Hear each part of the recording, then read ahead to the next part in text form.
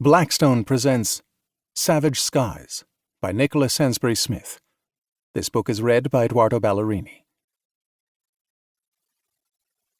Under sealed orders from the Executive Commander of the Federation, Article 19 LC, ARC stations are to be deployed across the planet and hidden from the enemy at top-secret locations. All stations will be stocked with the best of us, a genetic variation of human, animal, and plant species. These top-secret locations will be protected by Guardians, special forces from the ranks of the Federation. Their mission? To give us a second chance. End transmission. Chapter 1. The frozen abyss of space had always terrified Stryker, even before the nightmares began.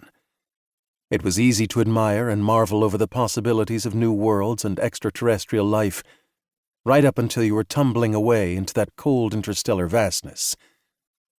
The nightmare always started the same way. The safety tether snapping off his harness from the top of the space elevator connected to the Federation space station.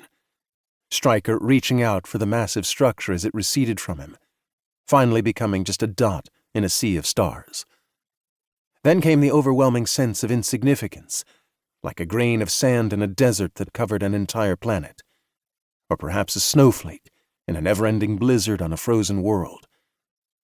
The darkness of space was more frigid than any of those worlds. Blistering cold, threatening to freeze him down to the marrow in his bones as his life support systems slowly failed. He wasn't sure how long the nightmare lasted. It was always hard to judge once he woke up, but this one seemed longer than normal, like a race that wouldn't end. There was always another hill. And then it would repeat, over and over, until finally he was transported to a dream of a clean white room that smelled of disinfectant. He sat up in a bed surrounded by a dozen other beds, each with the same blue sheets and the white-winged logo of the Federation. This was a memory from long ago, when he was just a teenager.